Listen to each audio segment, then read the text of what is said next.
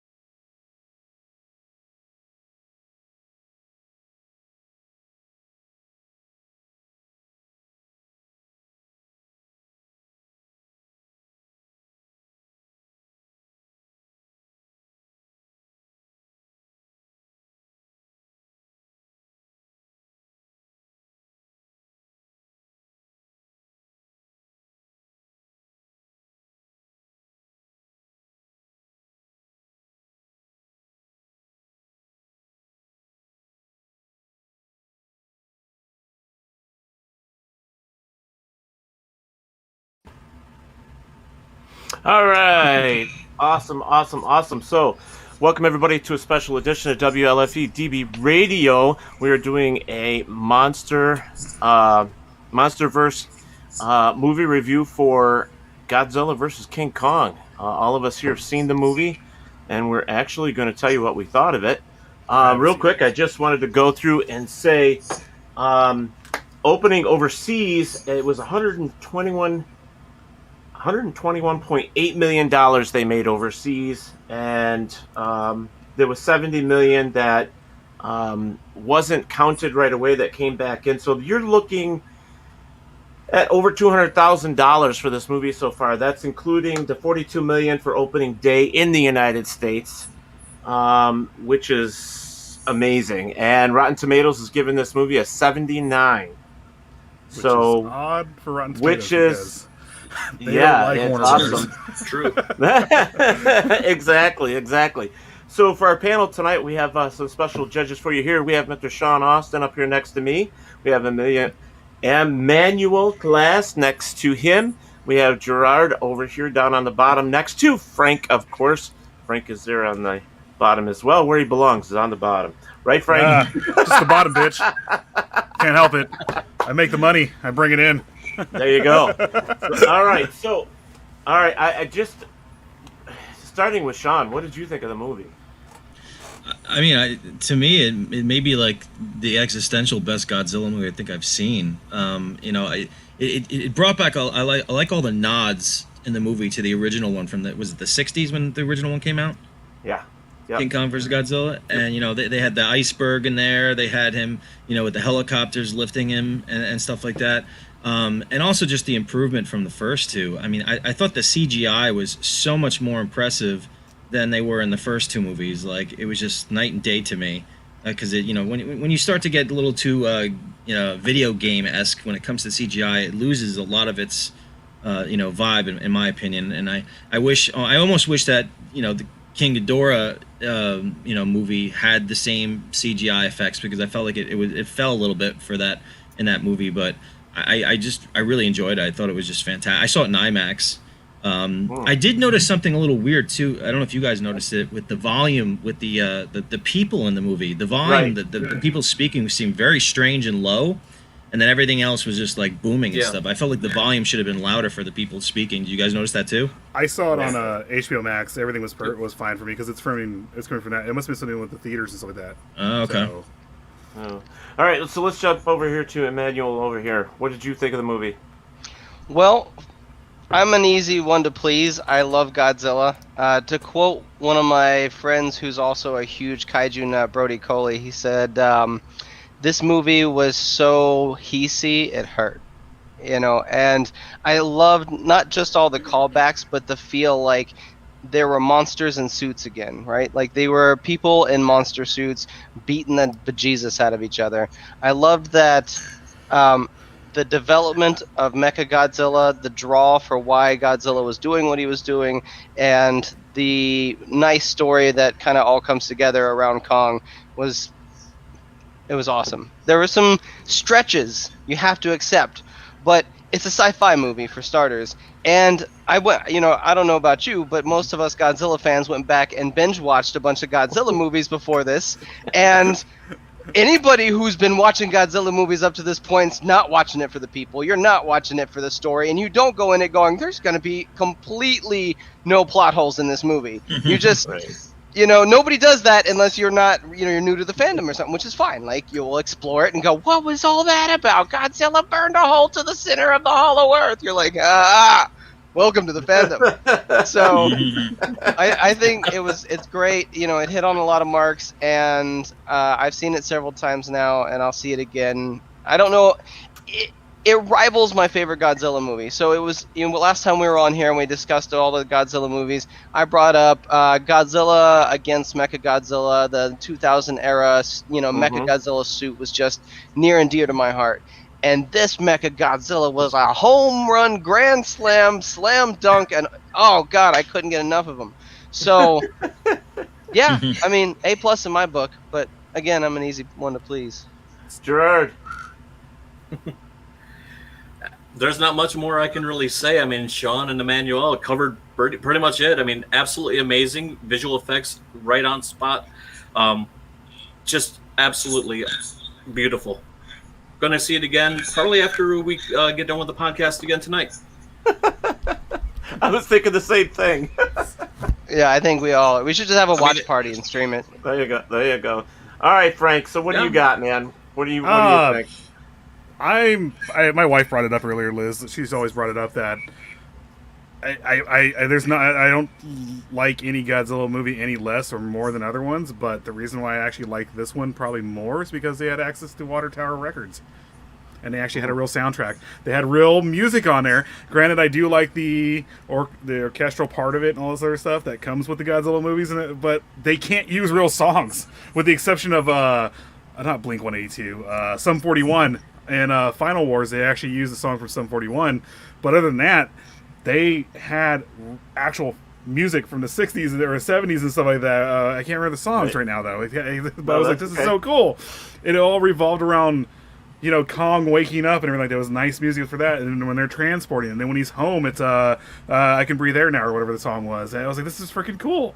But other than that, I freaking loved it. Absolutely loved it. I'm gonna like it. It's just what I do. Well, if you're a true Godzilla fan, I think no matter what, whenever a Godzilla movie comes out, you're trying to be the first person in line to see that movie. I mean, this is what it's all about for us. You know, the CG. Go ahead. The CG and everything like that was on point. Everything else is on point. Just bringing that aspect of the music in with it, because like I said, they actually had real. They could actually had access to what is it? Warner Brothers with Water Tower Records, and the same thing with they were using Serge Tankian from System of a Down with King of the Monsters. When they actually have access to real music, it kind of does more for me. Like this feels like something with emotion now, because it's not just the lumbering monsters with the orchestras behind them and stuff like that. I was like, this is actually something with emotion, because music brings emotions to these beasts and stuff like that. So. Yeah. So I want to bring something up here that was, I was talking with Gerard earlier. He brought something up interesting to me, and I'm going to give you the opportunity to say it right now, Gerard. Okay. So while I was looking at all the people that were going to be joining us and interested in joining the podcast tonight, one particular stood out. We're actually trying to see whether or not we can contact him, but it is Kitagawa, the suit actor from the Millennium series. Oh. He actually said that he was interested in watching our podcast tonight. Yes, that's freaking rad. Yep. He's the that's what I was doing. He's he's still my beating heart. Is he still alive? Or no, I mean not he. But the other one's I know. I can't think of the first guy's name. I know he died recently. No, he died a few years ago, and then I think the Heisei guy, he died too, didn't he? Wasn't it like cancer? Or nope, he's actually still alive. Okay, that's right. Heisei was my favorite with the suit actors. I don't know. I like the way they moved. So, well, I just thought that was really cool. I'd have to agree with you. when Gerard told me that, I was like, "Are you kidding me? That would be freaking awesome!" So hopefully he's watching, and we're saying hello. That's fantastic. So I was actually going to ask you guys all a question too, because I mean, you think about all the different designs that Godzilla has, and I'm actually impartial to certain designs of Godzilla that I really love dearly out of all of them. Which ones are your favorites over the years that you thought the look of Godzilla was, on point? You just said it right there. Not that one. 1990. Yeah, 98. I like that movie though. I liked it. I thought it was cool. Yeah, for a Jurassic Park, True. giving birth to a Godzilla movie, sure. That was the era. That was the time. That's what they wanted. So Zilla was fine for what Zilla was, but it didn't need to be Godzilla, and it was Godzilla, and so therefore it's part of the fandom. yeah, Toho took it. That was the renamed. That was the it. weirdest looking Godzilla ever. The one with Son of Godzilla. I mean, that Godzilla just looked just like he was just a dodo bird. I don't know. Shin Godzilla ranks pretty high on the weird Godzilla train. Yeah, that is weird. does. The Godzilla fish is eyes. absolutely Yeah. Yeah, my favorite. that is Frank's favorite Godzilla, believe it or not. So I like the horror movies. I mean, you see my name here. Roots Bleed Red, Psycho Bunny Death Cult. This is what we do. And the monster aspect of the actual bringing it back to a horror movie aspect of it was super rad. He was grotesque. He was not of nature. None of it. There was nothing they could do to stop him because he was just, that's what he was. He was just a beast. Anything coming from radiation is not going to look nice. Yeah, but when it was coming out of the water and walking through town and just the googly eyes, I'm sorry, I laughed so hard just because it's like they couldn't put eyelids on it or something to where it looked more like. Was that when they named him different names for? So yeah, for the per district that he came out in, wasn't it like the Shinagawa district or something like that? Or I can't think of the name of it, but that's what they named him. And then for his second transformation was something else, and then when he's finally Godzilla, he was Godzilla. He was Shin. Yeah. Yeah. But so I went back and I've watched that movie several times since we had our last podcast together, and I was actually a little down on Shin. And I think I know why I was down on. I love the movie. I actually love the evolution. I love seeing kind of this biological progression of what this Godzilla was. But I felt it really lost what I love most about Godzilla, which is the suit actor feel. It was too much CG for me to be happy with. And I think that's one of the things that Godzilla vs. Kong nailed, right? It is the beautiful CG, but still didn't feel like you're just getting beat in the face with a funny CG monster. It felt like we got that return. And you know why that is because now they're doing these monsters with all the little motion tracking sensor suits on them. Yeah. And so it is the return of suit actors in monsters again. And boy, like look at Mechagodzilla in this movie. He fought with some MMA. Like he was throwing knees and elbows. Like I expected Kong, but when he got Godzilla up against the building, and he's like, got him by the head and going for it. I was like, what is going on? But it makes sense because Ubercorp would take their best, martial art technology and, put that into Mechagodzilla. But you never would have seen that until this era. And I was just so happy to see that. Well, that was one of the things I loved about it was the fight scenes were so real. I mean, when you watch those fight scenes, it was like they weren't holding back, and they were giving you everything that they had. I mean, it was amazing as far as I was concerned. Yeah. And then they gave the radioactive element power to Mechagodzilla, right? I mean that whole scene was kind of cool where they kind of stole some of Godzilla's abilities. And I was surprised when his atomic breath against the Mechagodzilla, he got totally knocked down with his breath within that scene. That's an Easter egg right there for every single time they meet up. They do that. Godzilla gets knocked back. In the millennial era, they always do that. Godzilla gets knocked back. It's an Easter egg of its own. I'm reading something real fast. Natalie said, "Yes, we love horror movies and stuff." So I was like, "Yeah, that's what we do. That's what we do." And I thought they were gonna do the whole thing like they did in the what was it, the 70s, the Terror of Mechagodzilla, because I love that one when there's you think it's Godzilla and it's in a Godzilla suit, but it's really the robot under the skin. And then there's two Godzillas, and the real one shows up. I mean, from this leading up to the movie, I thought maybe that's what they were doing, but when in fact it wasn't. if they would have done that, it would have been almost a 3-hour long movie, which it should have been. But yeah, it should have been. And because all the toys that came out for it, we were just saying this in the back chat that one of the toys it looked like that type of Godzilla, like he was going to have the flesh ripped off him and he's going to eventually become Mechagodzilla. And it was like, oh, that's who's attacking everybody. But no, from the start it was like he's sending off an alpha call every time he turns on, and Godzilla goes right to him. So Yeah. Let's go from the whoops. Go ahead. What were you going to say? No, I don't mean it's your podcast. Please. No. Do the thing. All I was going to say was let's go back to the beginning of the movie when it opens, and let's talk about that. And the actors that were in the movie. Now, I will tell you this: that there is a lot of dislike with Millie Brown being in this movie. Who's Millie Brown again? Which one? She was the Millie Bobby Brown. Yeah, Millie Bobby Brown. She was the what's his name? So the she's daughter. Madison, she's Oh, Madison Stranger Russell. Things. Stranger Things. She's Yes. the daughter Yeah, of I the like her. director. Didn't bother I me. myself didn't have a problem with it. I mean, but they are saying, I mean, there are a lot of people reviewing this movie besides us, and they're saying they could have just taken all of the human actors out of it and just left it all monsters, and we would have been happier with it. Yeah, but there's Everybody always, says that but every obviously- Godzilla movie ever. the one thing I with the know. Godzilla movie is that you have the main, you have the human that's linked to the monster, and in this one it's Alexander Skarsgård, who played the professor. I can't think of his name right now.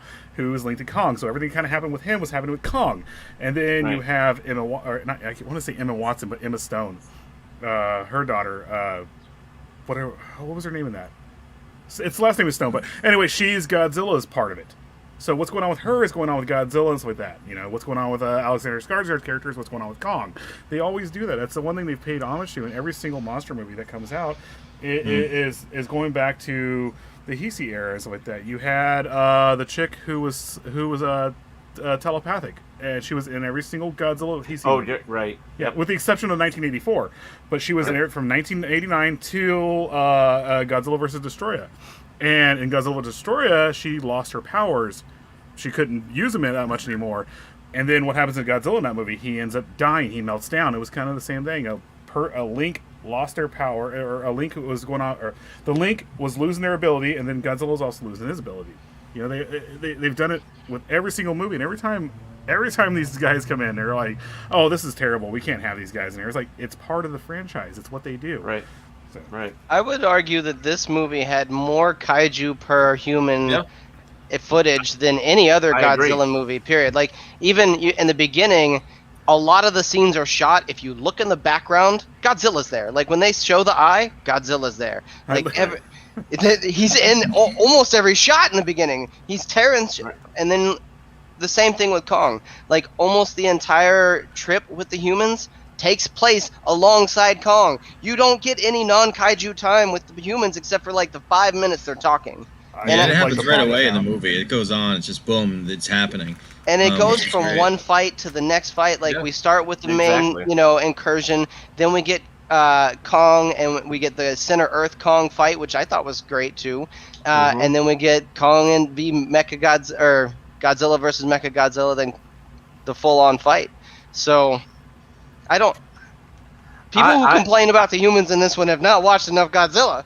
Exactly. I had no But issues. it's your critics. It's your critics from some of these other, places that review movies, and some of them just, as far as I'm concerned, I don't look at their reviews very often. I did look at them for this because I wanted to see where they placed it, and they're not giving it, what we would give it. They're not giving what mainstream is giving it. I mean, look, we talked about it in the beginning with Rotten Tomatoes. To me, when Rotten Tomatoes gives this movie a 79, I think that's fantastic because we know how they feel about, Warner Brothers. Well, And so weird sci-fi movies. there's a lot of money to be made with these, superhero movies and whatnot, and I'm going to bring it up right now with the Snyderverse. Look what happened with Joss Whedon, who's a huge He's a director for MCU. He directed the first 2 Avenger movies, and he's a huge Disney fan. The minute he comes in here, he throws everything out. And then Rotten Tomatoes comes in and gives Batman vs. Superman a terrible review and tears down the Justice League, which rightfully so. The first one that came out in 2017 was not that Garbage. good. I watched it because I still like Henry Cavill. I like Bruce Wayne. Man Ben of Steel Affleck. is phenomenal. Man of Steel is I loved awesome. Man of Steel. But It was they ruined it. because you have these organizations like Rotten Tomatoes, who somewhat became big because of Disney, because they gave Disney positive reviews all the time. You have this guy come in here who screwed it up. Now Warner Brothers is like, we're not going to continue the Snyderverse. It's done. Well, they should. So- I mean, what they did with Godzilla was what they should have did with DC's, because they took their time. They did like a Kong movie. You have 2 Godzilla movies, and they're still not coming together. They were waiting. They knew that they were going to bring them together, but it took 5-6 years. In DC, it was like, okay, Man of Steel, it did pretty well, and the second movie is going to go right into it. And let's introduce you to every hero in this second movie, and it was just a cluster F. You're allowed to curse on here, but I butchered it. I think they did it because they had no choice but to do that with that. They saw what was coming. I think Warner Brothers was giving Snyder a hard time with that, not to go off on the Snyderverse right now, but they were giving him a hard time with it. But then once everything started coming together with this, and they started coming together, and the fans came out and said, we want the Snyder cut. And it's the same thing that happened with Godzilla. People were getting pissed. We want this movie. It was supposed to be out a year and a half ago. Why hasn't it been put out? Well, Slash Films is the one that really just chewed Godzilla versus Kong apart. And, they were the ones that just said, hey, we didn't care for the movie. And I think that's wrong. I mean, it was a good movie. I'm sorry, I'm laughing at Little Bit's comment right now. Emmanuel. Yeah, I saw that she too. likes you. Little Bit's awesome. Yeah. Go ahead, Emmanuel. I'm curious because, like, anybody who watches a movie, and I think most of the worst reviews come from people who are watching this as I just watched a Godzilla movie today, and then go out on the internet and give their one-time opinion. Like, good for you, guy. But I think that we all saw some things in this movie. I know I did, even on my first pass, where I was like, wait, we could have written better. Why didn't we write better? Where's the writers? Writers, haha! Shame on you. And so, is there anything that you guys feel that was just either a problem or a stretch or unnecessary due to, could have been better written? Because let's be honest, I want to sit here and say it's amazing because it gave me lots of things that I liked.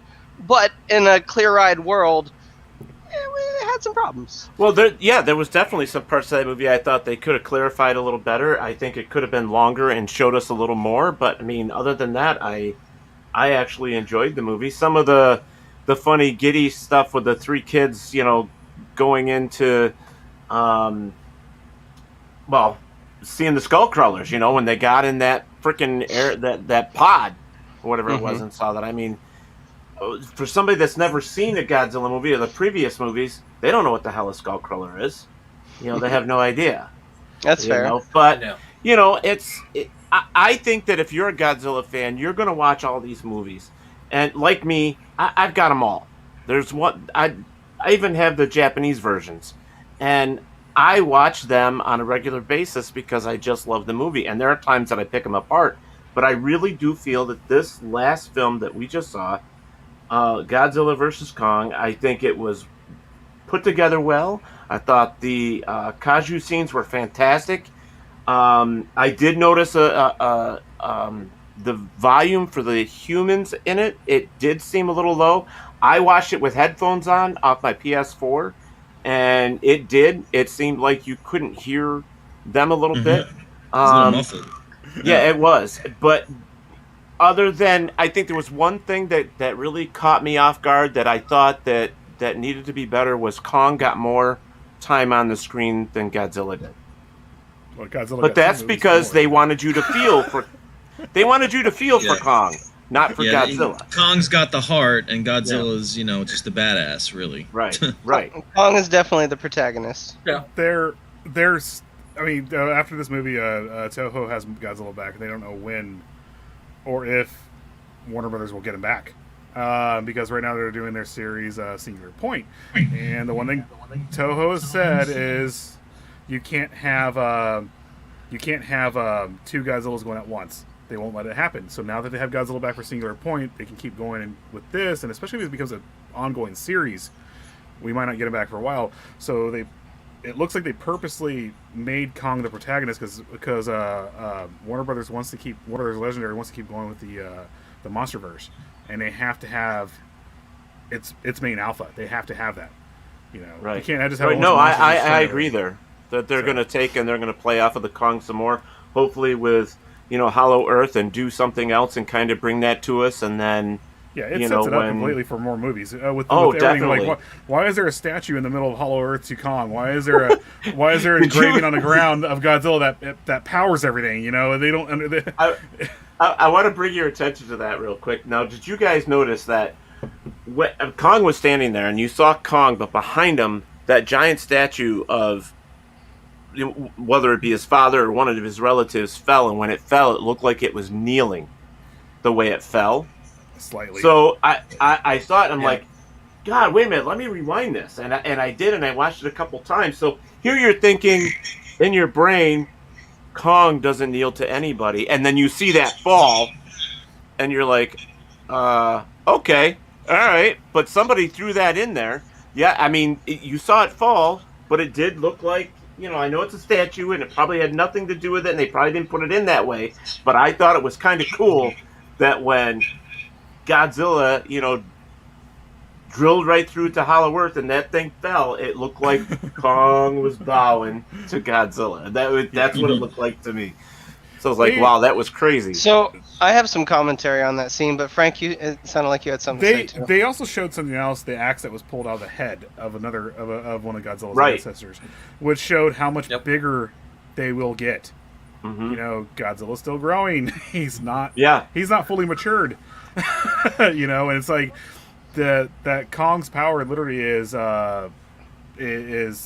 intelligence and stuff like that, where Godzilla is just straight up atomic power and stuff like that. But they showed him actually using we're pulling the axe out of it. It actually showed the size of Godzilla, like what he's going to get to, and potentially I think one of the reviews was actually not reviews, but one of the people reviewing the movie was saying that this is the size of Godzilla Earth right here, the one that they pulled the axe out of.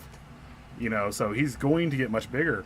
So I liked it. So I'm glad they didn't do the thing from the original when I was a kid. I hated the fact that they stole Godzilla's ability and gave it to Kong with the lightning.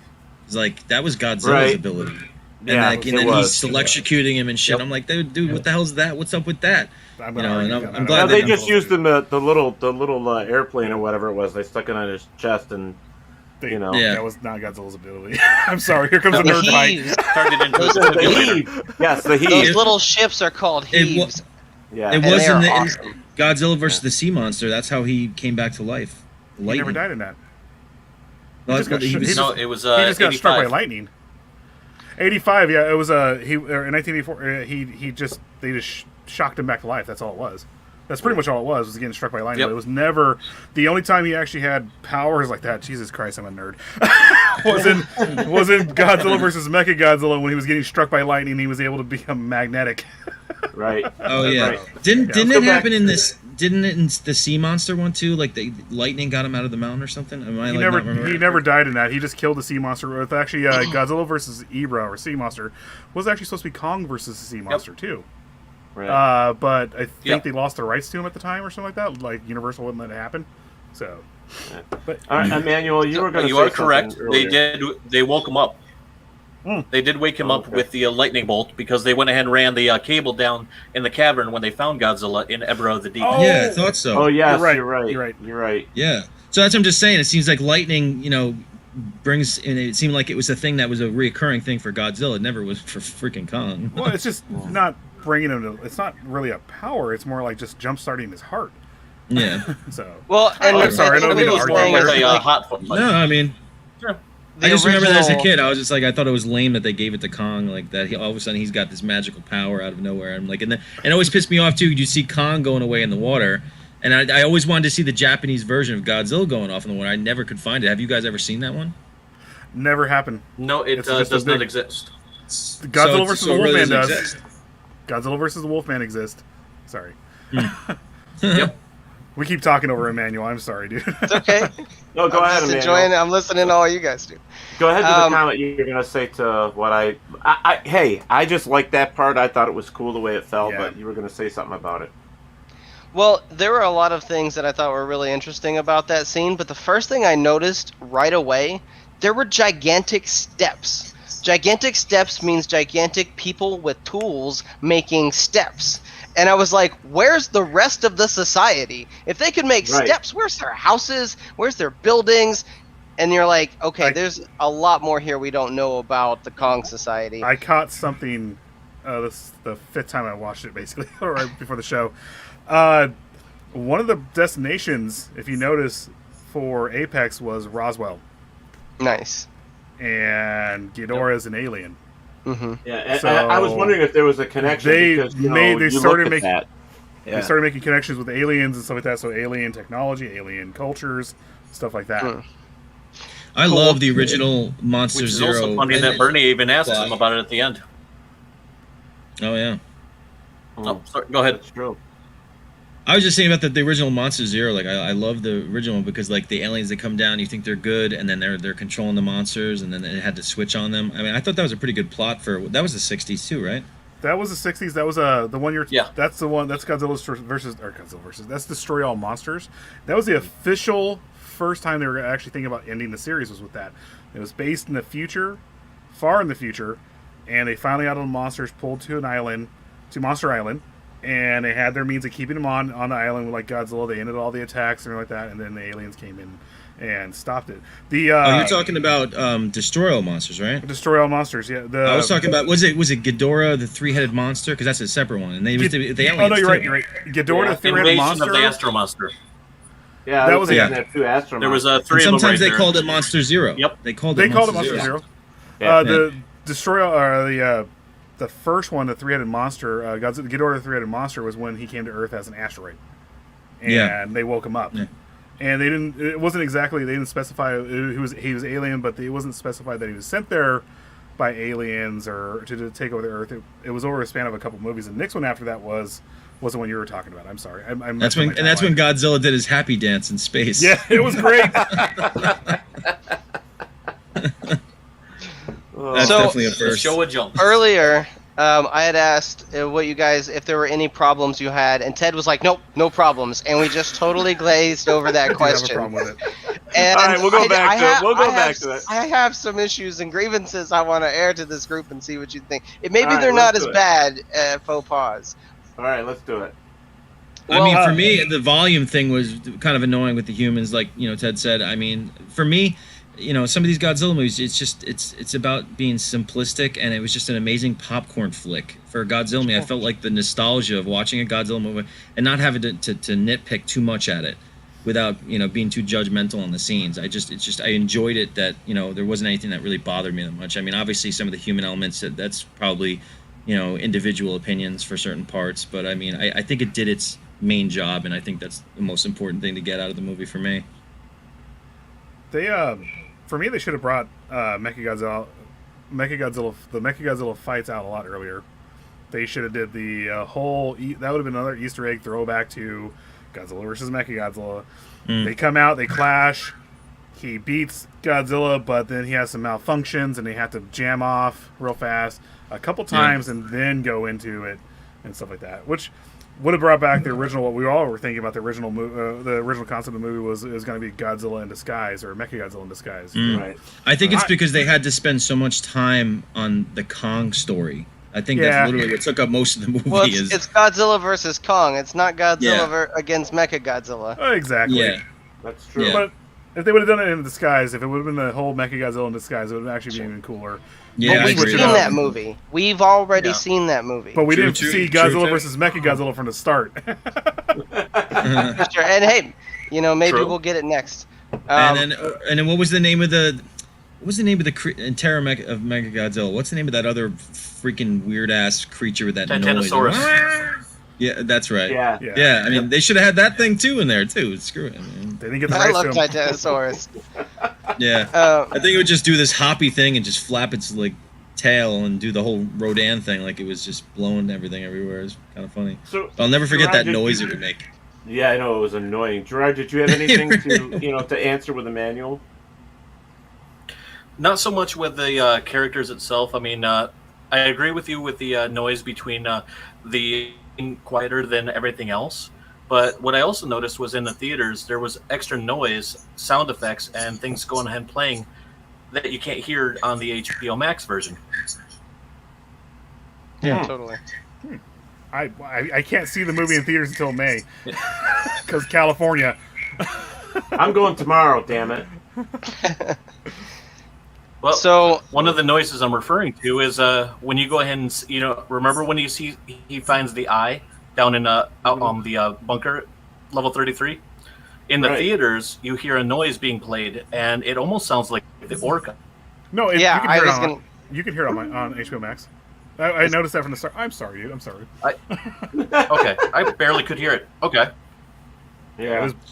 I also liked the improvement of, like, in this movie, you actually saw the devastation from his atomic breath. In the other couple movies, they didn't really show Oh, yes. how much damage it could do. Do you guys agree with that? Because I mean, when he was going through Hong Kong, Yeah. you just saw fire everywhere, and that's really Yeah. what it's supposed to do. And that's what I enjoy. I like seeing that because he's supposed to be this like. Well, with indestructible Mechagodzilla, it was the force. same way. I mean, they did the same thing with Mechagodzilla's. When Yep. when he threw his out, it was the same way. Oh, Because yeah. that's the panned right to it, showing him doing it all. So yeah, it was amazing. Yep. I loved it. All right, so all right, Emmanuel, come on, it's your turn now. Tell us all your little quirks. all the and- suspense built up.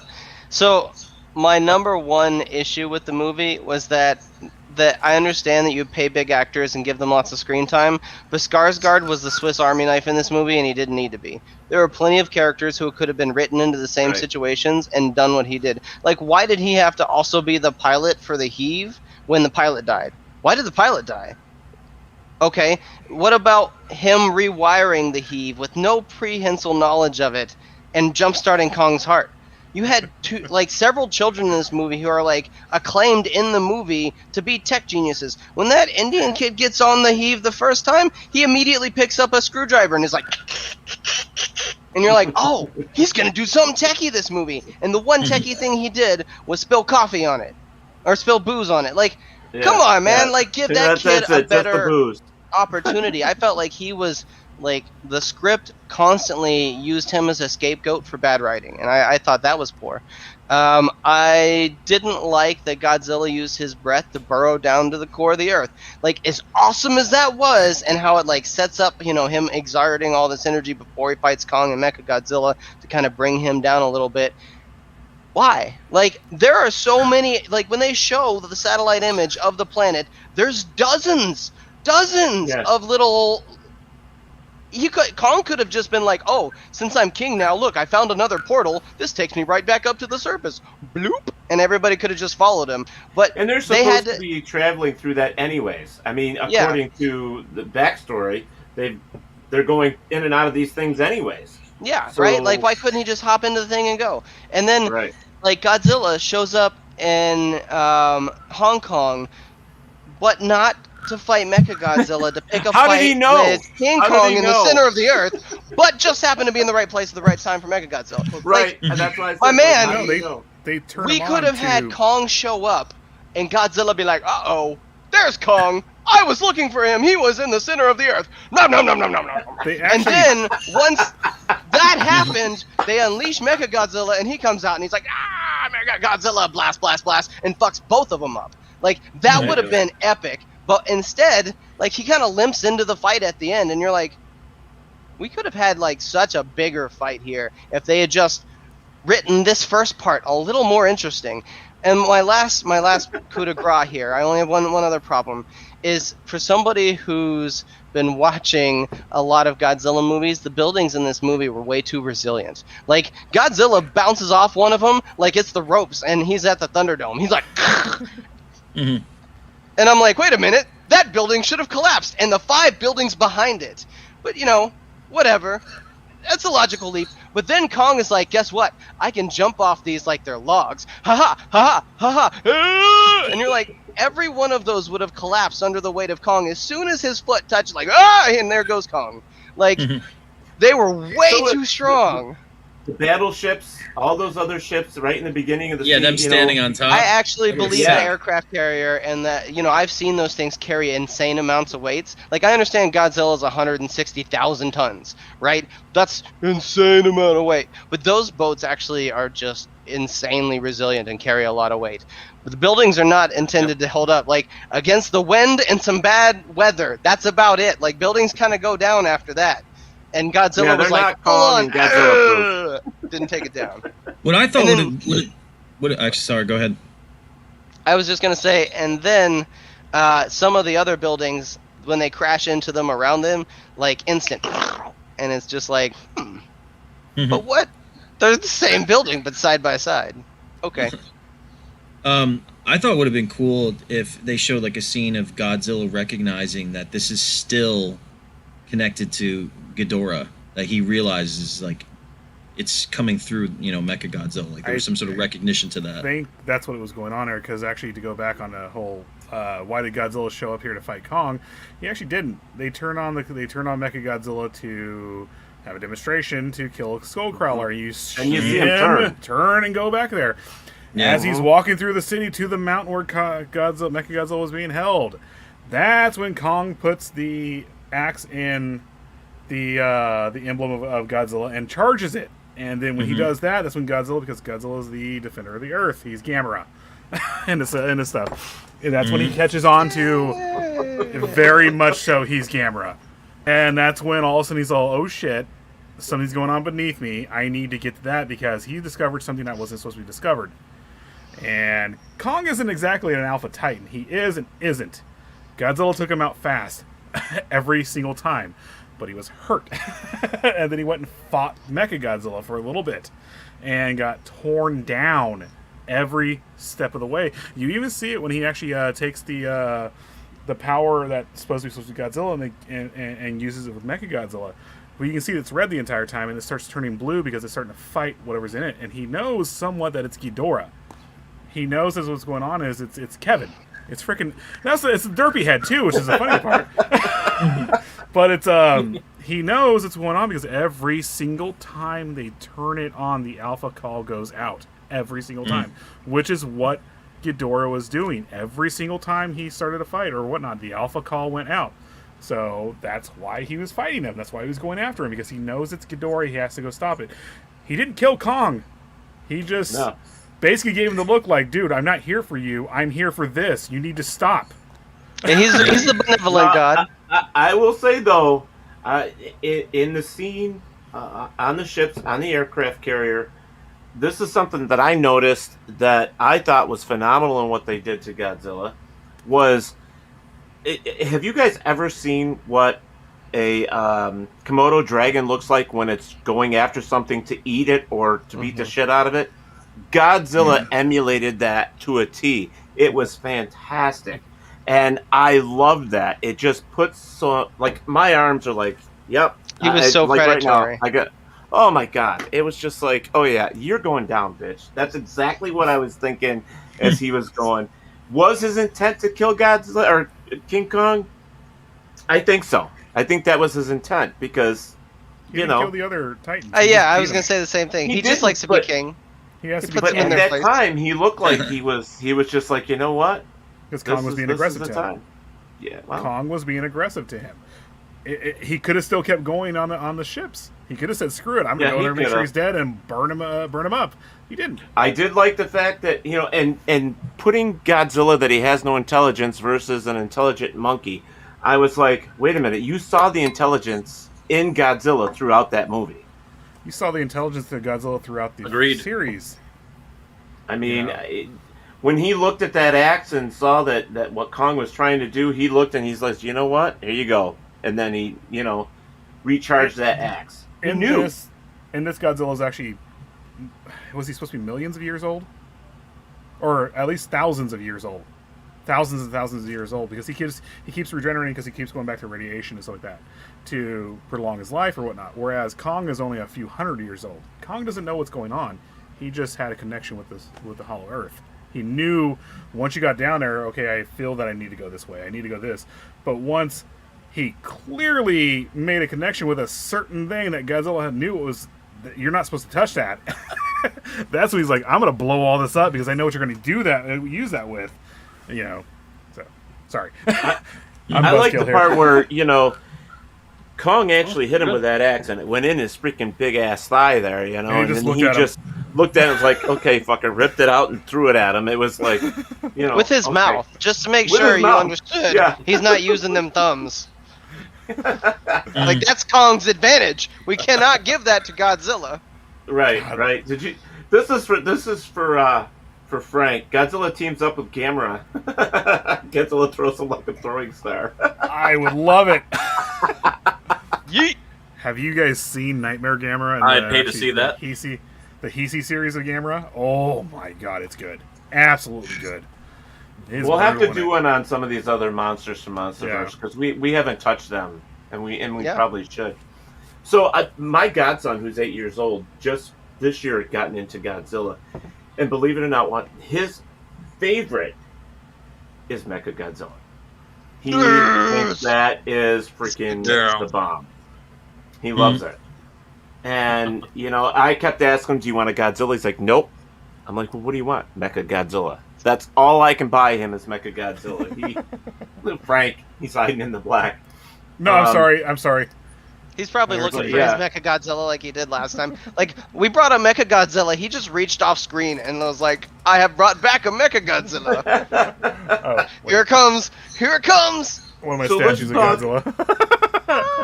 let's talk I also have Studio Series Grimlock right here, too. Nice. I got my Terracon from Monster Apocalypse. There you go. I got my King Kondo, which is basically King Kong. He's got Wheelie, too. Wheelie! Oh, snap. Jesus. Nice. We're just busting out toys now. That's what we're doing. Yeah. We went down the wrong rabbit hole with these two. Apparently. So I'm going to go over here to Gerard. What for you stood out the most out of this movie? It's really hard to go ahead and put a finger on. I mean, I love Line Kong. And like you guys said, how they went and made Godzilla a lot more intelligent in this one, showing a lot more emotion with, taking things down to the notch, showing that predatory instinct. Everything else was just amazing. But I guess what I'd really have to say I love is all the nods to the original series. Mm-hmm. So many Easter eggs hidden in the movie. Well, and I have to say, I did go ahead and scream when he used the axe and shoved it in his mouth. Yep. Yeah. I was going to say, let's talk about those. And shouted right there, yes! Yeah, let's talk about those. So we'll go with you, Frank. You go first. What was your favorite Easter egg of all? It's actually, I don't know if you guys noticed it at all, but at the end of it, when Kong lays down or sits down, did you notice the arms and everything like that? Like, if you've seen Godzilla or Kong versus Godzilla, did you notice they made him look almost identical in the arms, the length, the hair going down, the color of the hair on Kong to Kong versus Godzilla? They actually made him look that way, and I was like, he looked cool. He looked like the original suit actor. Like, when he just sat down there, and it was the same thing.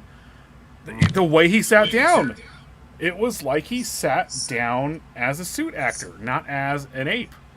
It was pretty freaking cool. I liked it a lot. Like I was like, they're really going at this. And then the whole there was a meme they put out. They actually incorporated it into the movie. Was right after Godzilla got the tree shoved down his mouth, or the axe handle shoved down the mouth. There's Kong hiding up in a building because he fucked up.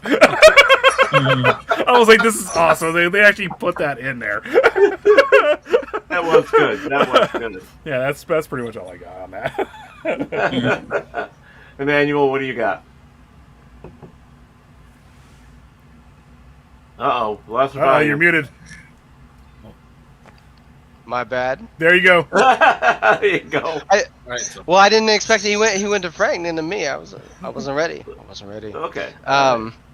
The most standout thing for me was definitely seeing how the monsters interacted and fought. Like, they were so much faster this movie, and that speed brought such a dynamic fight. and that seeing Mechagodzilla using like rocket boosters off his butt to close the distance, seeing how like every time Godzilla gets pushed back, he lowers his head and he brings the fight back.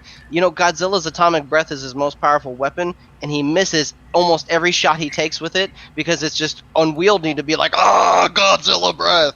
But he can beat the heck out of you if he closes the distance, and so you see him adapt his fighting style and he literally gets on top of Kong and he's like clawing him down because he knows if he just does enough damage to him, eventually he'll wear him out. My favorite callback is the very end of the movie where Godzilla and Kong look at each other. Kong puts the axe down, and Godzilla's like, "All right, peace." And then you see him get in the water. I'm like, "Please get in the water and go! Please get in the water!" Yep. Yes. This is how every Godzilla movie ends. This is how every Godzilla should just go in the water and chill out. Just be, you know what? I'm gone. And then you just see the spikes. No. That was also the reference to Kong versus Godzilla, where Kong is the last thing you see him just going out to sea. That's it. Same thing for Godzilla versus Mechagodzilla. The end of Godzilla against Mechagodzilla, he's just like, you know what? I'm done. I beat your thing. I'm out. See you later. Love it. Robert White says Godzilla breath, like garlic breath with lights. Like garlic breath with lightning. Raw garlic. Oh, I can't. Yeah, love garlic. But raw garlic, man. Dear God. I am going to say that here you actually saw Godzilla run. Like, instead of that slow-mo, you saw him take off like a bat out of hell. I mean, that was awesome. It was so good. Good. It was Have awesome. you seen the guy they use for the motion capture for him? Mm-hmm. He is... yeah, I did see that in the making. There is a Dear video. God! Gigantic dreads, everything like that. He's just this freaking towering, like, dude, man. Big guy. Yes! Like, that's awesome. And it fits it so well. I was like, okay, there you go. That's great. All right, let's get over here to Sean. So for you, I mean, as in what scene, what stood out for you? Just for the movie in general, I mean, obviously it's just that scene when, you know, Godzilla's getting his ass whooped, and then, you know, the little girl's like, "No, Godzilla's not the enemy," and then you feel this build up. Here it comes. They're gonna team up. And there's some badass shit's gonna go, and then the whole scene when Godzilla looks at him, he's on the floor, and then lights up the axe, and then he just raises it up, and then I mean that whole scene was like definitely chills, like, oh, this is pretty epic. Obviously the nod off, like Emmanuel said, like Godzilla going off in the water. Yeah, of course we want to see that in every movie, and of course not being able to see that in the original '60s movie, it always pissed me off as a kid. I was like, that should be Godzilla. I mean, like, come on. Obviously in this movie, the truth came out, and we all know that Godzilla always would kick King Kong's ass. I mean, there's just no competition. I mean, it's just like beyond. But yeah, I just enjoyed it thoroughly. I would love to see a backstory with Hollow Earth and Kong's relatives ahead of time and everything else. Like, there was a couple things where they showed this other, like, reptile eating those giant crabs. Was that a Godzilla? I mean, I would just like to see some more of that. Now, Warbat. I mean, the whole thing with the Warbat and Kong, to me, amazing. I mean, and I was right there with everybody else too when he ripped the head off and then dumped the brains into his mouth. I was like, Gatorade! All right. Gatorade! That was kind of like, okay, you wouldn't see Godzilla do that, but for Kong, yeah, why not? We've seen him, eat an octopus, So he's eating fish on the boat, in the beginning. So you gotta eat. Did you guys see the rumors that were going around that people were saying, like, in the beginning, or when they were showing like monsters that have disappeared or died, and there was like rumors saying that they thought that Rodan had died? Oh yes, I did see that. You're talking about the kill count, or not the kill count, but the body count from Godzilla in the beginning.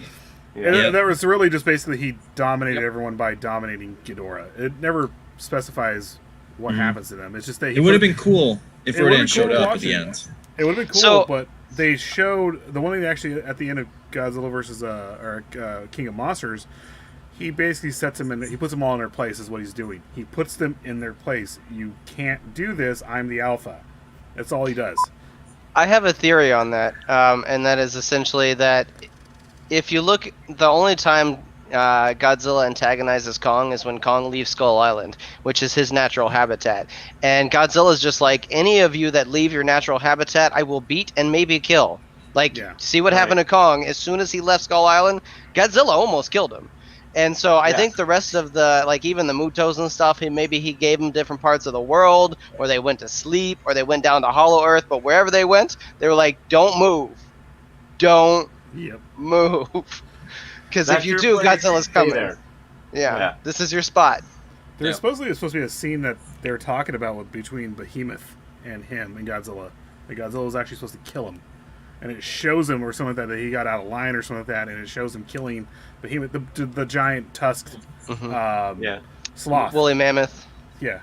That he supposedly he killed him in this, and they show it happening. I was supposed to add to the people thinking it was a bad guy, because all of a sudden he fights him for no reason, and people don't understand it, and he just kills him, you know. But there's a lot of stuff that's not in the movie that I think they're hinting that there might be a director's cut coming soon. So, well, Gerard, didn't you bring something up? Let's go over to Gerard real quick. You brought something up to me earlier. Yeah, so go ahead and bring that I was up. reading online, and what they said was, out of all the extra footage that was filmed for the movie, there could actually be a full 5-hour movie cut, just because of that much film was actually cut from it for the theatrical. Nice. Release the Godzilla cut. Yeah, it's like the Lord of the Rings cut. Jeez, I love it. I'll watch a 5-hour Godzilla movie any day. Oh, yeah. That should have been the movie. Same here. If there's another Godzilla movie in this series, what are all you collectively, if you had a choice, what monster do you think Godzilla should face? Anguirus. Space Godzilla. What was it, Anguirus and who? Space Godzilla. Space Godzilla. Oh. Space Godzilla would be cool. Yeah. He's the Sith of the Godzillas. He's outside the realm, gives you some more of that like invasive species like King Ghidorah, and that whole storyline with their joining of what was the robot called? Now it's escaping me. The Molebot. Mulgara, thank you. They're working with Mulgara in that movie, I think really solidified like Godzilla's like good guy ship against Space Godzilla. And he had a son in that movie. It was such a good movie, right? So I would love for there to be a second movie where like maybe Monarch and Hive were like, we gotta build a new robot because that thing is coming. And Godzilla's like, why are you guys sweating this? I got it. And then it shows up and kicks Godzilla's ass, and they're like, bet you glad we had us. And they come in with like super mecha Godzilla, and he just starts thrashing. That would be my favorite. Yeah.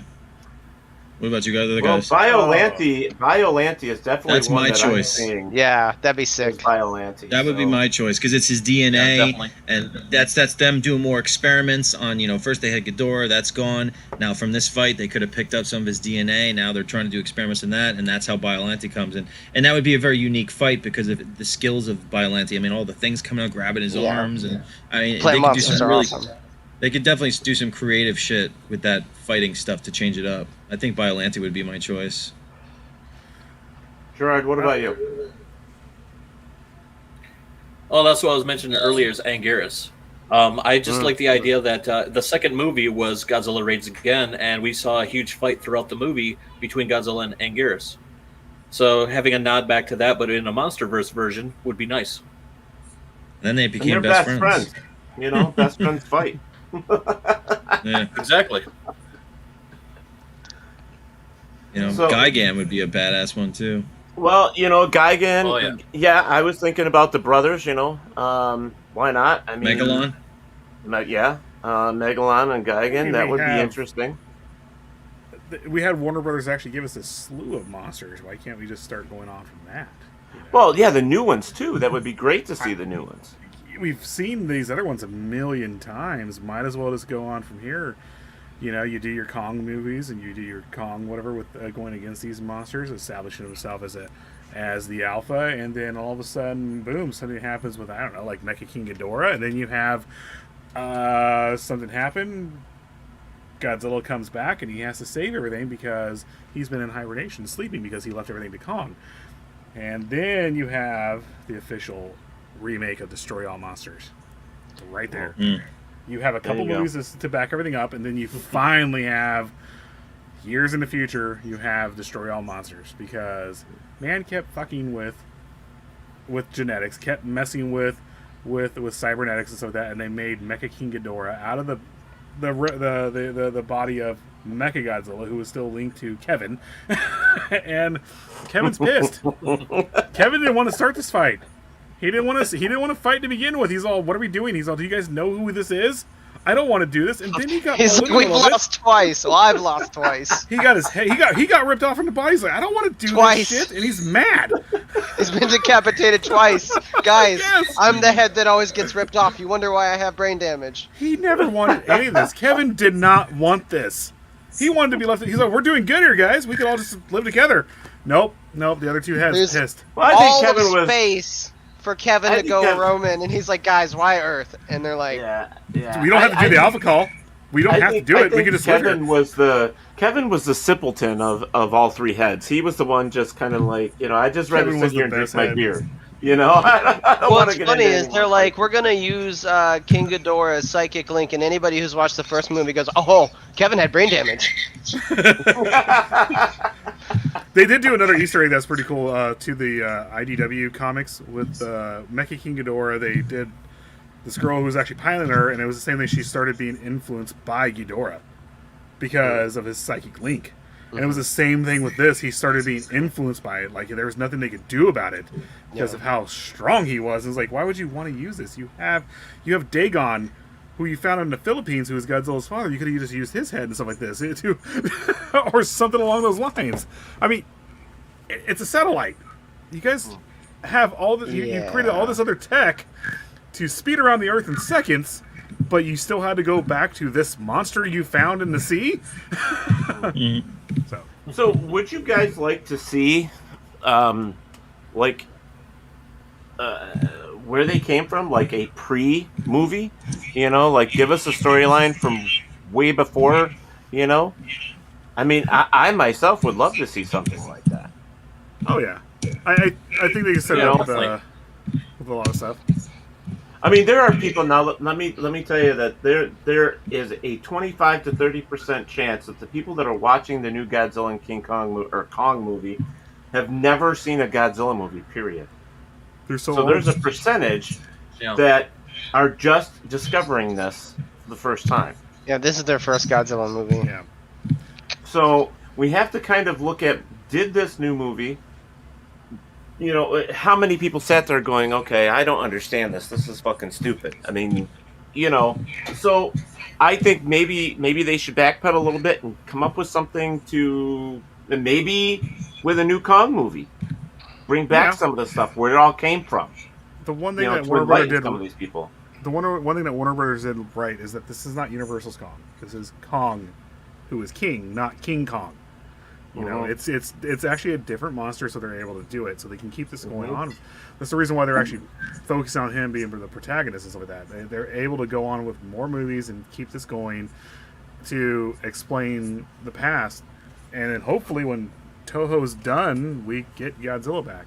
We have the real God come back. I think in we here. will, to be honest with you. I think that will happen. Oh, yeah. I mean, the first thing they said was, we got to see the money. And obviously, the money's it's there. making money. And considering after the pandemic, for it to hit that hard, I mean. Do you guys ever watch? There's a Facebook, YouTube acting troupe, and they act like the CEOs for like Disney and Warner Brothers, and they like talk about their movies in these really like corporate abstract ways about why they're they do the crazy shenanigans that they do. And if you ask me, 100%, it's all marketing. Like, it might be like 10% right, but we all know money talks and bullshit walks. And in a world where people have almost infinite amount of money with these movies, they're like, if they wanted to make another Godzilla movie, buying off Toho is absolutely an option, right? So it's a marketing strategy, just like with Snyderverse and all of that. It's just like, let's give them something here and then make them ask for it here. And then when we give it to them, they're going to feel like they got exactly what they wanted. But in reality, this was our goal. This is where we wanted to be anyways. Now we just made more money doing it because everybody's emotionally involved in it. And I can't look at this movie and think, no, they were just like, you know what? Release it, put it on HBO Max. Who cares how much money it makes? Give the rights back to Toho, and Legendary Godzilla can just be done. Like, who is thinking that on the other side? No, none of the people making millions of dollars are like, that cash cow's gone. We'll see. Yeah. We know there's going to be more. You just know it. I mean, it's not going away. What are your guys' thoughts on I still miss the original roar from Godzilla. I mean, the new one's okay, but I still miss the original one. They used it a little bit in King of Monsters, but I still miss the original. I'm glad they didn't use it again. I'm sorry. Yeah. This is supposed to be American Godzilla. It's Legendary Godzilla. I like Legendary Godzilla's roar because it actually felt like it was just overpowering. I'm glad they went right back to this, because one of my biggest gripes about all the Godzilla movies is they keep rehashing the roar, with the exception of 1984. They actually came up with a brand new one for him, which sounded even cooler than the original one, but they keep I love that one. They keep going back and back, and they're like, okay, and the one thing that the Japanese are very fond of is tradition. It's the reason why you watch anime, or you read a manga, and then you go, like, look at Attack on Titan. You go read the Attack on Titan manga, and the anime mirrors the manga. I'm sorry, I spent $20 on the manga. Why do I want to spend another how much money on a subscription to watch the same thing that I already read? That's just one of my pet peeves of all of it. Yeah, I'm just attached to it because when I was a kid, it makes me think of it. That I like it. I like it a lot. One. I love it. I love it, but I'm glad that they change it up and make him sound different. I'm glad that they actually in the second one improved his spikes, because the spikes were tiny in the first one. I like how they explained it too. Yeah. The comic book where the Muto Prime blew up his spikes with whatever attack she did. And then that's why they came back looking this way, because they grew back. Yeah. But they also did a Shin Godzilla attack on her, where the blast came out of his spikes. Yeah. So Godzilla's roar in this is actually really interesting because of how they made it. They publicized about taking a rubber glove, dipping it in tar, and then getting like the lowest cord from a contrabass, and then dragging the tar dipped glove along the cord to get this crazy ass roar. And it's like they made Godzilla's vocal cords. Like, how cool is that? And that, I think, is one of the most interesting things about Legendary Godzilla, is the fact that like you can go and find Godzilla's vocal cords and how it was done, and like they get into the intimate detail on the behind it. They mixed it with an elephant too, and so yeah, they did a couple different things. Overlaid like animals and stuff. Whereas before it was just they rosin up a glove, like you said, and they just ran it across a baritone bass or whatever they ran it across, and that was it. So this, I like Legendaries. Yeah. Here's a comment from Don Black. He says, I did notice one part of the CGI wasn't to par when they were fighting. Did anybody notice that? Which part? Yeah, Don, could you specify for us? That would be great. I thought it was the best out of the series. I mean, fighting CGI-wise. I did too. I thought it was fantastic. I'm not sure I thought the other two suffered a little bit. Versus Godzilla and Megalon remake. Godzilla. Oh, that'd be an interesting one, definitely. Yeah. I'm a big fan of the team-up movies. I like that. Yeah. I like this. So, that. What I thought was really cool that they added into this was the whole part of the little girl being deaf and talking to Kong. And Kong replying. I thought that was a good little, if anything, an egg as well, because it showed. And one of the iconic lines in that movie is going to be, "Did that ape just talk?" She says monkey. She says monkey every time she talks, and I hate her for it. Yeah. Well, did the monkey just talk? That's it. But it's a monkey. I thought it was good. I thought it fit. I thought it was amazing. It was just one of those parts of the movie. It's like, okay, Kong can talk. All right. So where does this play into the future? He becomes an English teacher. Awesome. He becomes an English teacher. He goes to Japan. He teaches English. He teaches English in Japan. He marries his wife, has a divorce. Then he has child support and everything to deal with. And Kong realizes what it is to be a man. Wow, that was so specific. So Gerard, you're really quiet over there. What? I'm sorry. Give us. I'm just loving the banter between you guys right now. So. Hi, Sykes. Sorry. Hi, Sykes. I have to say hi to Sykes real fast. So good. I don't know about you guys, but I mean, I am thrilled. I can't wait for it to come out on Blu-ray. I want this movie where I can watch it anytime that I want. I thoroughly enjoyed this movie to 100%. And I easily, just being a fan of Godzilla and not nitpicking anything apart, I can sit there and watch this movie over and over and over and over again. And I think mainly it was because of the fight scenes, the intelligence between the kaiju, even the stupid, communication between the kids and that guy, the podcaster in the movie was funny as shit. I thought he was fantastic. I just wish they had her singing her to Kong like the twin girls sing to Mothra. Masura, yeah. That would have been awesome. I really liked the podcaster and the deaf girl. I thought they were great representation for types. She is deaf in real life too. Definitely. Yes, she is. Yep. I think one of the fun things as a podcaster, when I saw it, I was like, we're relevant. They're showing us. They're giving us representation. Now I know how the deaf girl feels. But I'm it was sorry. like... I would have been there like, hey, at the end of it, like, you guys want to talk about dead bodies? Huh? That's what I do on my podcast. You guys want to come over and talk about dead bodies? We can talk about all these dead bodies right here. That's basically what he did at the end. He was like, director, can I get you on my podcast? Right? Yeah. So here's Don Blackie comes back and he says it was when Godzilla swings around, looking at Kong, everything else was cool, but it was an angle that looked poor. Are you talking about the aircraft scene or what? The very end. Oh, the end. I think that's the very... Yeah, somewhere... Yeah, I think that was at the end. The blurriness, I think, actually came from they were trying to, like, incorporate smoke and all this other stuff there. And then he roared, and it actually looked more like it was like a portrait than anything else. And that's what they were trying to... That was the main scene they showed for one of the... to sell this movie was that. Him screaming at him, saying, I'm ready to fight, but really it wasn't that. It was, I'll see you later, guy. Mm-hmm. Don't contact me again, because I don't ever want to talk to you, because you put an axe in my leg. I was just in tears. I was like, I'm not crying, you're crying. Like, I couldn't notice because it was, it's so blurry. I don't know what's up with the animation. I thought it was great when Godzilla put his foot on Kong's chest and they roared at each other. I thought that was like when Kong said, all right, asshole, you win. I mean, that's what my feeling was there.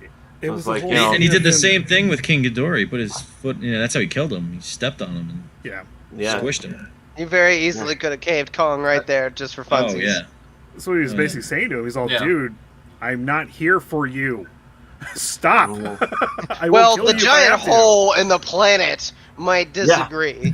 Right. Like, he was like, I'm not here for you until now. I'm not here for you until now, but you found some shit you weren't supposed to find.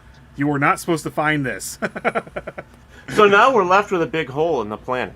So speaking of not supposed to find this, I was wondering this the whole time. What if Kong had just grabbed 2 axes? Like, there were multiple axes. There was a few there. What if he had like a quiver of axes and he's like, chuck 1, chuck 2, run behind the axes, take 2 out, and it's like, like Godzilla would have been in a bad, it's like Kong's not an Alpha Titan, but 2 axes, maybe a quiver of axes. Now we're talking Alpha Titan status. Kong gets an AR-15 is what you're saying. Basically, the Snyder kind of. He just fine here.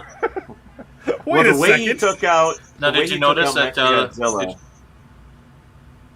it was amazing. Did you notice the axes? They had the axes, how they were wrapped around the throne area. Did you also notice that was a picture of Godzilla? Yeah. And the axes were each spot where the spine is. It's almost as if it's the way he did what he did, the way they had it set up. It's almost as if he found something that was actually meant for Kong and his species and others like who actually take up the mantle. I'm basically Godzilla's always going to be here for you, or Godzilla's going to be here for you. But the weapons are here for you. No, seriously, the weapons are here for you when you need to use them because Godzilla's not always going to be there. As in, Toho takes him back. Kong, you have to have a means to fight these other enemies that are coming out. So, here's my only because I thought originally, like, what if the ancients actually teamed up with Godzilla, and, like, this is just some kind of lost in translation, we don't actually speak ape situation. But then you see him take it out of a Godzilla skull, and then they show the carcass like straight up carcass of a dead dino, and you're like, well, I don't know if that's Godzilla, but it might be Anguirus. Like whoever that was, definitely dead. Like they killed him. So if they hadn't shown the bones, I'd have made that logic leap. But it looks like they're just murderous apes. Well, I think there's a lot of speculation there for us to. I mean, we're not the only 5 sitting here either that are talking about this movie, and there's a sixth. She's right here. Oh, Frank's got an extra arm. But it's. I'm just hoping that they come out with a few more movies. Kong and Godzilla. Fill in the blanks for us. Show us where they're going with it. And I'm with Frank. I would like to see some newer Kaiju. I would like to see some of the old ones too. But, bring in some of the new ones.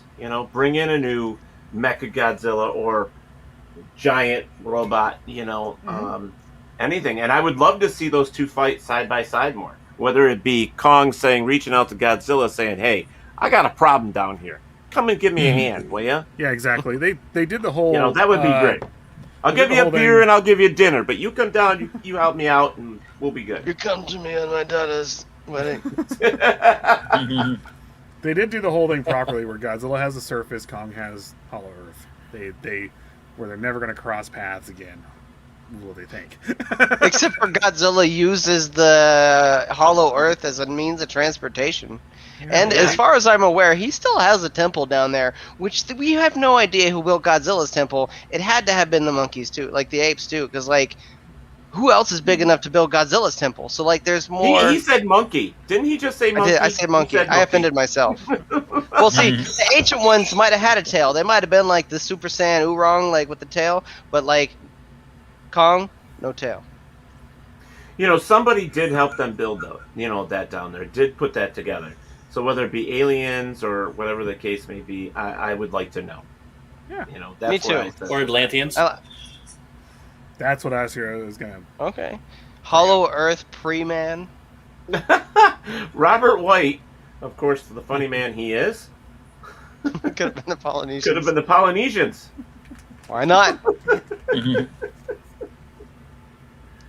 I don't know. They did. No, they did. In King of the Monsters, they did. When the sub is going by and you see all the Mesopotamian stuff. Actually, that was one of the hinting at was the Mesopotamians and stuff like that. You see that. Also, you see Anguilus' skull. You see the crown of Anguilus and all this other stuff, and you see all that. But because it was dead, they couldn't specify exactly what it was. Just like in the first one, they snuck Manda in there too. Manda was the Chinese dragon at the bottom underwater of the nest, where the fuel was coming on it. Yep. The fuel and everything was coming on. It was Manda. It was straight up Manda, and they snuck her in there. So, yep. Well, guys, let's wrap this up. Let's actually, we got another question in here. I know we already covered this, but we'll bring it back up anyways. I think it's a common question we get anyways. So I wanted to ask this: what is your thought on Shin Godzilla? It's my time to shine! You're such a troll, Ted. I know. Look, I know I have a show to produce after this. I have to say sorry to Tom Nally. I'm going to be stuck on this for another hour and a half now. Now we're in the after hours content. I know. And my eyes just die. Do you guys all do this on YouTube? You guys review stuff all the time, or? Actually, just Godzilla, but we were just talking. This is our earlier, second go. Yeah. Actually, this is Frank's and mine's fourth. Yeah. Oh, I see. I see, Ted. Don't even invite me. Just Gerard's third. This is such a Rick and Morty. You guys watch Rick and Morty? That's right. Do you guys watch Rick and Morty, The Vindicators? No. Yes. This is the Vindicators moment with Rick and Morty. Vindicators 3. They skipped this for number 2? No. What? You know what? I actually love the fact that we get together to do this. I wouldn't mind doing something like this, once in a while with some of the bigger movies. If you guys are into it, I'm into it. Let's discuss it, and we can go on with it at another time. I think it's great. We're all into what DC, Marvel, monster movies. We're all into all that stuff. So I mean, I think it would be kind of cool to do this. I'm very much into DC, and I like Marvel, Agreed. but DC is. What do you guys my think of thing. Falcon and the Winter Soldier? I actually like it. So do I. Same here. I think they're going to. I just watched the 3rd episode. I thought it's fantastic. Stop. Yeah. I haven't watched it yet. I know. I have to watch the 3rd. I forgot it even came out. Specify Falcon spoilers on this. Only Godzilla spoilers. So We didn't even specify Godzilla spoilers on I it. So did. it's Okay, I not don't know a week about you. out. I did. No. Yeah, right, Gerard, right. So, Robert White says, A bit lower than Shin Ankle Godzilla is a Godzilla. bit lower than Ankle Godzilla, way lower than the knee Godzilla. The Shin Godzilla Well, you bone know is what? connected to. I'm a big fan of Venom too. I think we should. I don't know. You guys all see Venom? Of course. Yeah. I could go into that because I'm a big Marvel fan, and my favorite villain of Spider-Man was Venom. Like I was so upset when Spider-Man 3 came out with Tobey Maguire and they threw Venom in there. Literally, like a plot came out of the sky and was like, "Here you go. There's Venom." It was also against Sam Raimi's better judgment because he's like, I don't want to do this. He does not fit in this universe. And Sony was like, no, here you go. He's going in here. Venom has to be in here. Yeah, I thought I love the '90s cartoon Spider-Man, and what they did with Venom in that cartoon would have been perfect in the movie. And I thought they were setting it up perfectly in Spider-Man 2 because at the end of Spider-Man 2, they talk about J. Jonah Jameson's son was an astronaut, and I'm like, oh, they could totally do where it came from space, and then you could see the ship landing on the Brooklyn Bridge, and Spider-Man comes out and then gets on him. I mean, they could have done a whole movie just like that. I do like what they're doing right now with him being the anti-hero. And I like where they're going to go with this. What they're hinting at is the bringing it brings together Sony's with the MCU and all that stuff. Hopefully it does, because they're not They got to exactly. bring Spider-Man in it. They have to put Spider-Man. And Tom Holland's Spider-Man is actually my favorite right now. Yeah, He's doing a good job at it. And that would be amazing to see those three on the movie too. If Tobey Maguire wants to face Venom. I think the 5 of us should talk and come up with what we want to review next and do it if we're all into it. I am, that's for sure. Yeah, I mean, I after don't know. Are Falcon, you going to include me on the next Godzilla one? Because yeah, I will. I'm brokenhearted, man. I didn't even know. Okay. I'm sorry. You didn't even share it with me. So, I like you did were send hiding you a link. it. I No, did. you- I mm-mm. did. No. Yes, Don't say you Gerard didn't. did. He I did. didn't see no link. Ted, Well, did you send me a wa- link?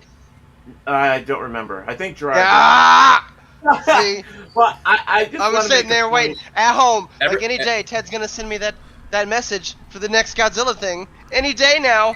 I was like, Ted, look, seriously, you gotta bring that guy Emmanuel in, and he was like, look, bro, it just needs to be us without Emmanuel. And I was like, what's wrong with you, Ted? How dare you? Oh, I'm fucking around. I'm Right, sorry. right, I'm sorry. right. Right, I'm that's sorry. hilarious. So the new Batman is coming out. We are gonna be able to see that soon enough. Probably by the end of the year. Right? I think it's August. I think so, and he's back to being a detective too. Yeah. I just don't like the there's something design. we could talk about. Yeah, I don't either. But there's something that we can talk about. We can bring back. There's Sparkly Batman. I was like, Batman. Sparkles the Vampire. Actually, dude, I'm sorry. That first preview I saw of Sparkles the Vampire as Batman, I was like, oh my god. Okay, I was like, no, he can do this. He's allowed to do it. I was like, this is gonna be good. This is good. I think I showed it to you a few times. Looks the new good. Suicide Squad. You know. So well, after there's Falcon something after Falcon and the Winter Don't forget Soldier's Mortal over, Kombat. all the episodes are up. Yeah. Do that too. Yeah, we could do that too. So, but Mortal I do want Kombat to bring definitely want this to back. see. I want to bring this back to Gerard. Gerard, show everybody your shirt. This is cool. Still on you, please. No, take it off. Just Do to a dance. specify. Look at it. He put our logo for this episode for us doing the review right on the back. Mhm. That's so sick. Nice. I think that's amazing. Yeah, it's amazing. That's sick. Yeah. Thank you, guys. Commemorative I love shirt. it. See, again, I was left out of it. I'm assuming that you all got one in the mail, and that No. my commemorative shirt order was just lost somewhere. Because, you know, Well, I'm just that guy now. well, you know what's funny No. about this is when I put this out on posting and stuff, Sean actually said, "Dude, I'm a Godzilla fan." I was like, "What?" Yeah. So it's like, "Yeah, well, okay, yeah, come on, why don't you join us?" So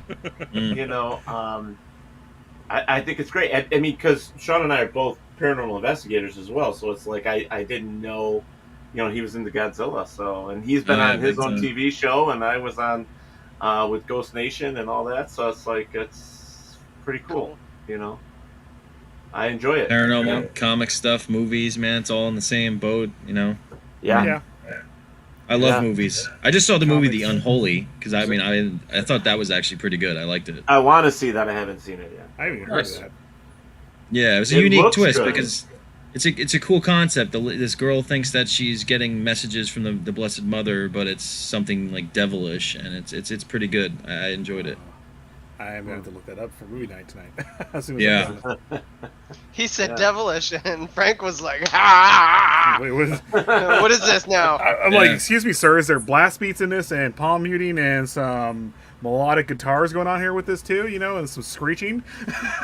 Yeah, we should do a review of the Conjuring 3 too, man. I'm excited to see that too. Yeah, there's a lot of stuff we could do. Yeah. The No, third I'm Deadpool good with movie. this film. Very true. Yeah. So there's a lot that we could do. I mean, I think it's a great idea. We can do it here, and it'd be fun because I watch a lot of movies myself. So, and I love watching the movies that everybody says sucks. I love watching Oh, those yeah. movies. All the Black B-movies. Widow too. That looks Same really here. Oh, awesome. Black Black Widow Widow looks really is good. phenomenal. Speaking of movies that suck, I'm just kidding. So we just throw it. He's like, "I love movies that suck," and he's like, "Oh, Black Widow." Oh, I gotta go. I'll see you later, guys. No, but all right, guys. I mean, any last thoughts? We'll start with Sean. Any last thoughts on Godzilla versus Kong? No, I mean, to me, it may be the best Godzilla movie that I've seen. I mean, obviously, just to have the modern perspective and with the technology we have and what they brought together and what they put in there, I just, since a kid, I mean, I was definitely very, very pleased and content and just a great popcorn flick in a Godzilla kind of way. Definitely recommend it. And also, nice to make your acquaintance, all you guys, by the way, Oh. too. Likewise. Misfits. Sorry, Misfits. I'm sorry, I had to shut this off. Hey, hey. Nice. Alright, that's Emmanuel, how about you? Let's go with you, buddy. Nice. I think that the film initially out of the gate got some bad rap because people had unrealistic or high expectations going into it, or maybe like no expectations and just didn't know what to do. But watch some Godzilla movies and come back to it, and you'll be grateful for it. I found it fantastic. It certainly ranks in my top 5. It may rank in my top 3. I need to watch it 11 or 12 more times to figure it out. And I really like where we're going. I think when we reviewed, the first time I was on, the 17th time Frank was on, to do Godzilla movies, we talked about how I wanted the suit actors to return, how I wanted rubber suits to come back, and I feel like we got that and everything I asked for and more. And so, as a fan, I'm happy. And if you're a fan, you'll be happy too. Okay, Gerard. Definitely have to agree. Everything they put in through the 4-movie set here with the Monsterverse covered everything that was just wonderful. Bring back some of the old, mix in with a little bit of the new. Storyline, special effects, just everything. I mean, the writers did a great job, and absolutely hope they continue with this. Huge fan, gonna love it, and definitely gonna see it regardless. Okay, Frank. Going forward, Ted, seriously, from with this, can we leave Emmanuel out of this from now on? Yeah, 2 is enough, 3 is just way out. No, It's not I'm way too kidding. much Emmanuel for anybody, I promise you. American Goji is my favorite Goji, absolutely. I know I said I watch all of it, but he's ours. And we killed it, with him. Absolutely freaking killed every single Yep. movie. The Japanese audiences, everything like that, ate it up. They fucking loved it. and that's going forward. I think just do more of the same. If it's not broke, or if it's not fixed, don't broke it. I don't know. Just keep this going. As soon as Toho's done with their anime, which I'm gonna watch, but I'm not a fan of a lot of the animes too much. I like certain ones, but that's it. Like Dragon Ball Z. That's where my anime should be. That's where I believe anime should be. Is Dragon Ball Z. Love Dragon Ball Z. Man. One Punch too. I loved One Punch, but absolutely love One Punch. But when it comes to Goji movies, I don't think it's gonna work out. I'm still gonna watch it, and hopefully it's over with soon, and we get him back. Yeah. Well, I just want to say that I totally believe that the Asian market ate the new Godzilla up from America. At $121 million. I mean, they absolutely loved it, or they wouldn't have spent the money. So I mean, that says that in itself. To make the movie was $160 million roughly, and they got their money back. Yeah, they've already gone over the $200 million mark at this point, and this is opening weekend. I mean, shit, they brought this movie out on a Wednesday night. I mean, come on. I'm in the middle of the week in a pandemic. I mean, the amount of money they've made with this movie for us, I mean, it's just amazing. Yep. And, I love the old rubber suits. I would love to see an old-fashioned Godzilla movie like that again, even though they weigh 300 pounds, but it'd be great to see, an old movie like that. I would love to see some explainer videos for the new generation that's coming into Godzilla, because some of them just don't know. And for them to watch some of these old... And I've got friends right now that are in their 30s, like, I can't watch those hokey old movies. Come on. I'm like, well, you know what? You got to try. You got to sit down and try. I got an 8-year-old godson who's autistic that has watched Godzilla, King of the Monsters, and Skull Island, and now the new one, and he is absolutely in love with the movies, but he likes Mechagodzilla the best out of all of them, and he just adores the movie. And just to bring it up, remember the old Godzilla cartoon? Hanna-Barbera. Yep. Hanna-Barbera. I've got all of them. I bought them all myself, and he took them and watched them all several times. Because he's so into Godzilla and now Godzuki, and which is funny, but he's a kid. Yeah, he's a kid. So I would love to see this movie, like blow whatever they had in mind for it out of the water. I mean, as in money, because I think it was a fantastic movie. It was one of those movies that we have been sitting on wanting to see. When it finally got here, I think it met every expectation that we had. I mean, number one thing, it's a Godzilla movie. If anything, that's what it is. As a fan of Godzilla, that's it. As in the actors and the actresses, I don't really put any... that doesn't weigh on me as much. With like Miley Brown, Alexander, and Julian, and Rebecca Hall, and all those people that were in the movie. I thought it was still good. There was some problems with the volume from human to the rest of it. I did see that or hear that, but overall, I loved it. Just 10 stars. Love the damn thing. Yeah, exactly. I do have one parting shot I was thinking about just now, if you don't mind. Okay. So we were all sitting here discussing about how essentially this could be Legendary's last hurrah for a while with Godzilla. Godzilla's about to walk away back to Toho. But are any of us really that sad about it? Like, I'm sad that, Legendary's got to go on pause for a minute potentially if they don't make $1 bajillion off this movie. But, like, Toho does great Godzilla movies. Like, what... Are we mad we're getting more Godzilla on the other side? The reason why I'm getting sad because it's going the way of the anime series. I like Godzilla Earth. They did a good job with that, but from what I've seen in the new one, I'm going to watch it. I'm not too impressed with it from the couple previews I've seen of it. See, I didn't like Godzilla Earth. It was okay. Like, I watched it, but it missed some of the crunchies I needed from Godzilla. Yeah, and I'm with you I don't on know that too. this anime series may not suffice that either. But I would love for, especially right now, like mecha suits being so easy to integrate into what we're seeing, a Pacific Rim style Godzilla Toho movie where we get like big mecha suits done by Japanese people who know how to do them right, and then some amazing Godzilla suit acting. The thing is that even Toho said they're never going back to Suit Nation. It's too expensive. They're not doing it.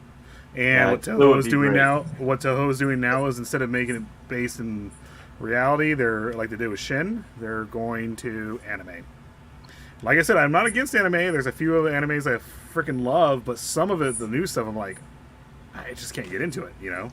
We shall see. I still think that there's a lot of money to be made, and Toho's not one to leave money on the table. That's why Shin Godzilla got made in the first place.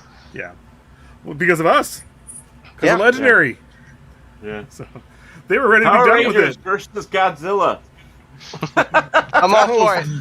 Toho's ready to be done with Godzilla and sell them off, but then they were like, oh no, those crafty Americans actually did it. Let's bring them back. Like, what the fuck, man? Let us have them. All right, so I think there's a lot of fans, and it's going to happen. I'm hoping and so. you know what? And we're Agreed, getting yeah. more fans because there are people, like I said, that have never seen this before, anything like this before, and now they're being exposed to a Godzilla that the majority of us that love, you know, they're saying, wow, that was actually decent. I liked it, you know, and hopefully, you know, I mean, what's not to like a talking gorilla and a Godzilla that, you know, blows up everything and says, hey, bitch, you're mine. You know, I'm the boss, and you know, you do what I tell you. So, Gerard, what do you want to say here? Because we forgot you there for a second, buddy. Oh, you're good. Not really too much else to say. I mean, just love being here. Loved watching the movie. I do remember one thing I was going to say earlier, though, because I don't remember if it was Emmanuel or Frank who said something about the aliens because of Roswell. Frank. And the interesting thing is at the end, the podcaster went ahead and asked him, hey, do you want to go ahead and talk about those aliens? Mm-hmm. So I thought the connection there was kind of interesting. We have Monster Zero, then we have the podcaster, as well as the possibility of Roswell. So who knows what would be later on down the road. I know we're done with this right now soon, but not to get more into the how fast the tech moved forward with Apex, and they're connected to Roswell, and then they have a giant monster. All is going to come together if they do it right. If they do it right. Well, Don wants to see that would be Gamera nice. movie. Definitely. And Robert White says, what if they make Kong into Caesar from Planet of the Apes where he talks? I would love it. What if they gave us Planet of the Apes with all language. Kongs? Just a planet of just kaiju Kongs. They're just going up to each other the entire time. Home. Just constantly doing that. Humans show up and they're like, "You blew it!" Oh God, they're gigantic. You guys are huge. Yeah. I mean, in all reality, I would love to see a new Mothra movie. Gamera would be fine. I mean, I would like to see some of these monsters that we saw in King of the Monsters have their own movie. See what happens, what comes of it. I think Very true. Stuff like that. Yeah, whether it be a TV show or whatever, that would be great. You know, even a mini series, you know, would be fantastic for it. That would fill in the blanks, I think, for a lot of people. We do have two. We do have two comics that are actually coming out right now as well for Kong and Godzilla. Oh, that's cool. Yeah, that is cool. All right, guys. Well, so if that thank goes you ahead so and much kicks off, for. then, Yeah, thanks for doing this with me and reviewing the movie. Frank and I were worried about it at first because it was so close to, Easter, and the movie just came out, so we weren't sure, But I did put out there that if you have not seen the movie, be aware there will be some spoilers, and we went from there. But yep. I don't know. I just can't say enough about it. New Destroya movie. Yeah, that would be nice too. So guys, thanks again. Let's discuss doing some more reviews of other movies in the future here, and let's get it together. I think it would be great. I'm down. Yeah? Sure. Yep. Definitely. Cool. Even if Frank doesn't want me here. It's not me. It's like, it's not me. It's not me. Get out of here right now.